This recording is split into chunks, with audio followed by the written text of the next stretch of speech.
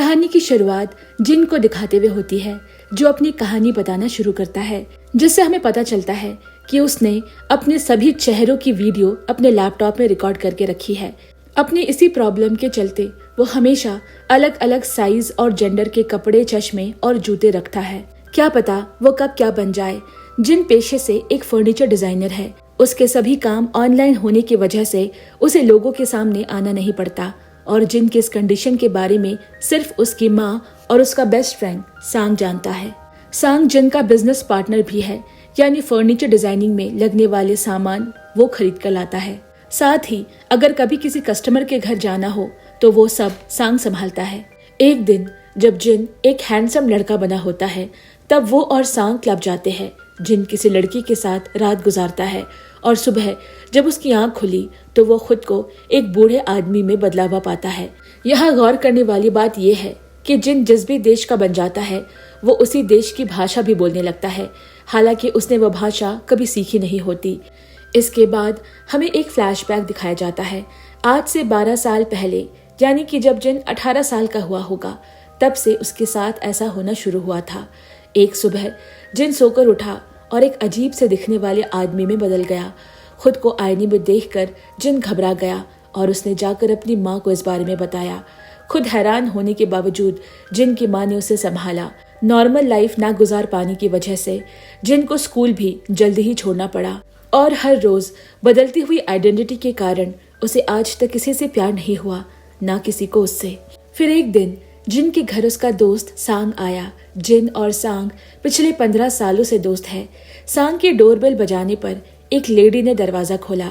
उस लेडी ने सांग को खाना ऑफर किया। सांग तब भी कंफ्यूज था कि पता नहीं उसके दोस्त के घर में ये कौन है।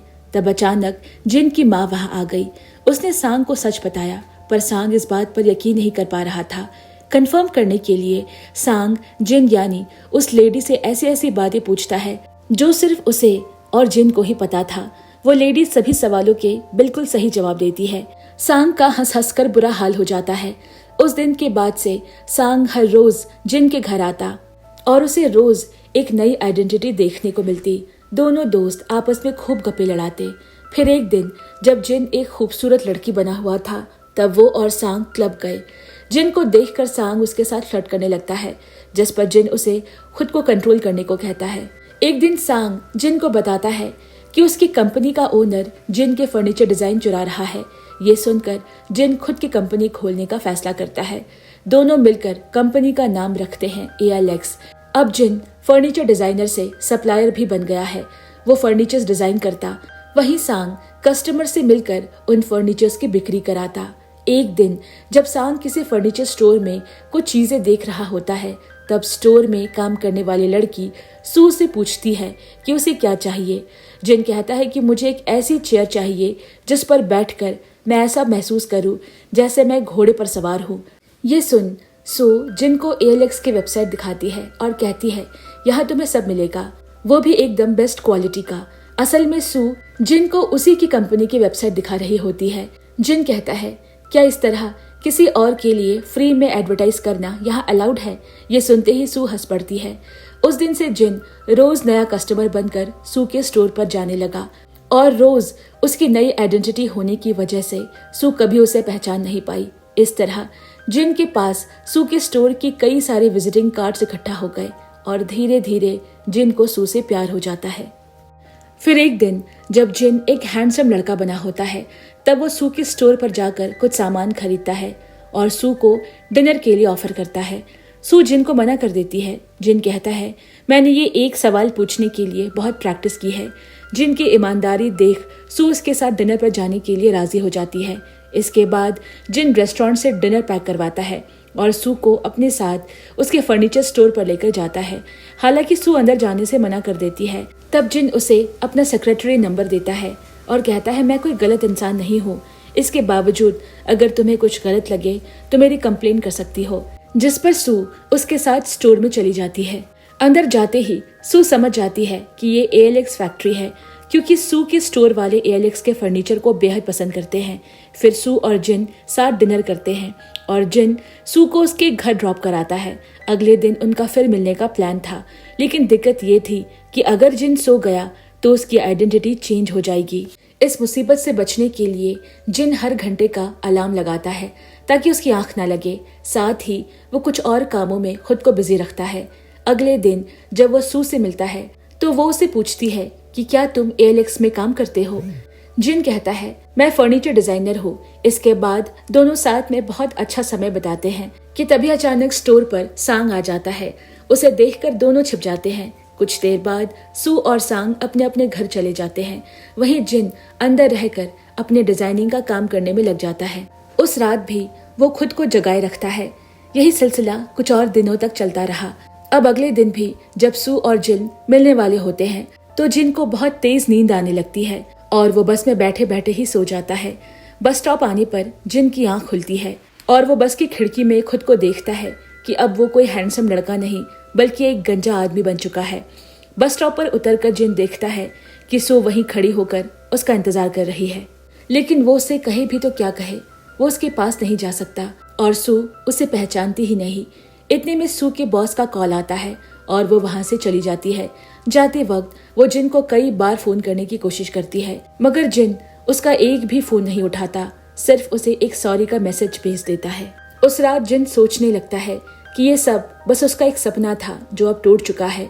तभी उसे सू का मैसेज आता है। वो उसे पूछती है तुम कहाँ हो? मैंने बस स्टैंड पर तुम्हारा बहुत इंतजार किया। अब जिन को लगने लगता है कि वो सू को बिना बताए ऐसे जाने नहीं दे सकता। वो उसको सब कुछ बता देगा। अगले दिन जिन एक लड़की बना होता है।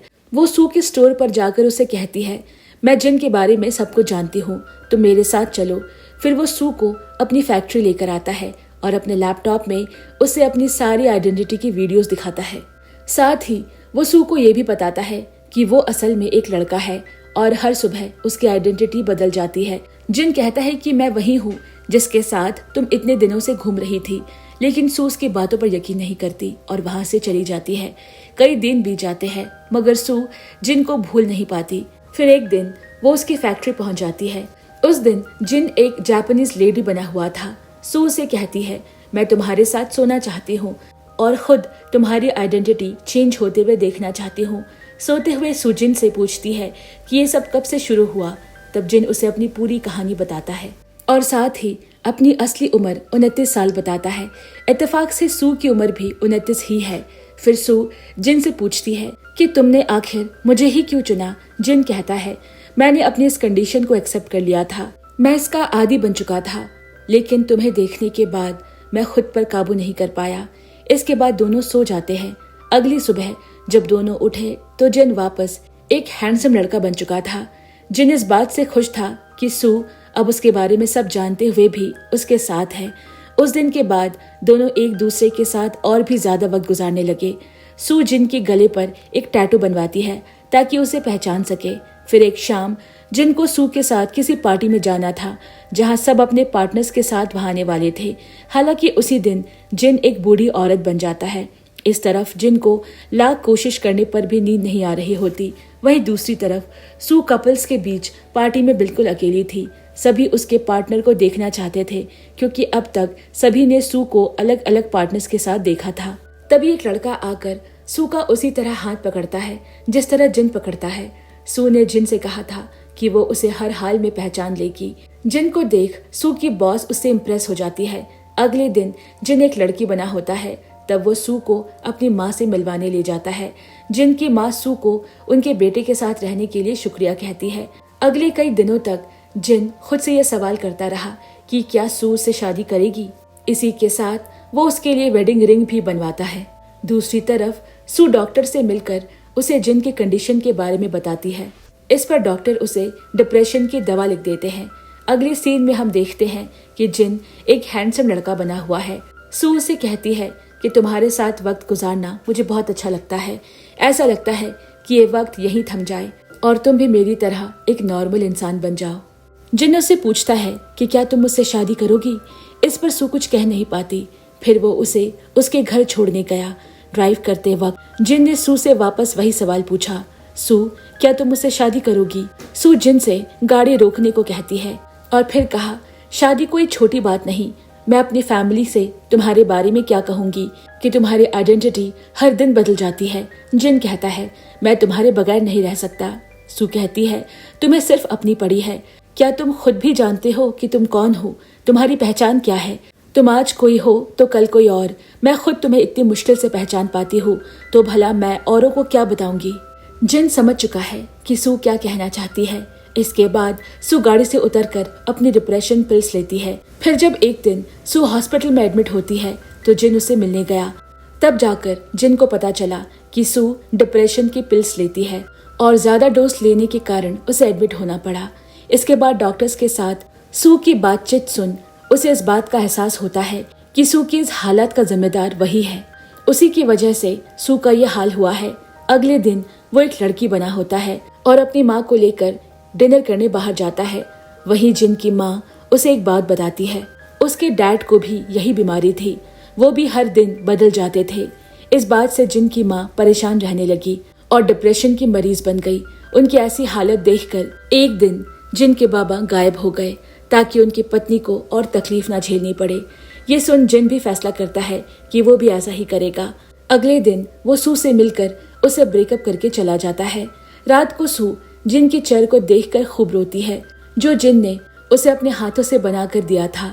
10 महीने गुजर जाते हैं। सू अब बिल्कुल ठीक हो चुकी है। फिर एक दिन सू की बॉस उसे किसी वेबसाइट पर एक मशहूर फर्नीचर डिजाइनर की तस्वीर दिखाती है और कहती है, ये डिजाइन्स बहुत ही सुंदर है, तुम्हें ऐसे ही डिजाइन्स हमारी कंपनी के लिए भी बनवाना होगा। असल में वो डिजाइन्स जिन के थे और सू खुद भी ये बात जानती थी। तब सू को एहसास हुआ कि वो अब तक जिन को भुला नहीं पाई है। फिर वो उसे ढूंढने का फैसला करती है। इसके बाद हमें जिन को दिखाया जाता है जो कि फर्नीचर डिजाइन कर रहा है। वो चेक रिपब्लिक शिफ्ट हो गया है और उस दिन वहीं का आदमी बना हुआ था। साथ ही वो वहाँ की भाषा भी बोल रहा है। फिर सू जिन की वेबसाइट से उसका एड्रेस पता कर उसके पास जाती है। जिन कहता है, यहाँ इस नाम का कोई आदमी नहीं। सू ने कहा कि मैं कोरिया के मामा स्टूडियो से यहाँ आई हूँ, जो कि वहाँ की एक बहुत बड़ी फर्नीचर मार्केट है। फिर वो जिन से उसे अंदर आने देने के लिए रिक्वेस्ट करती है। अंदर जाते ही उसकी नजर वहाँ रखे अलग अलग कपड़ों और जूतों पर पड़ती है। वहाँ रखा फर्नीचर भी बिल्कुल वैसा ही है जैसे जिन बनाया करता था। फिर वो उस लड़के से कहती है कि मेरी कंपनी को तुम्हारे डिजाइन्स बहुत पसंद है, इसीलिए मैं तुमसे मिलना चाहती थी। इसी के साथ वो जिन के हाथ पर अपना हाथ रख देती है। अब बस करो जिन, मैंने सोच लिया है, मैं जिंदगी भर तुम्हारे साथ रहना चाहती हूँ। जिन कहता है, तुम्हारी तबीयत फिर खराब हो जाएगी। सू ने कहा, मेरी तबीयत तब खराब होगी जब मैं तुमसे दूर जाऊंगी।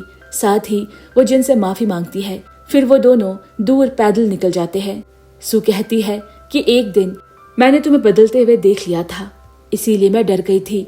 मैंने खुद को बहुत समझाया, पर अब मैं ये जान गई हूँ कि मैं तुम्हारे बिना नहीं रह सकती। और इसके बाद सू खुद जिन से शादी के लिए पूछती है।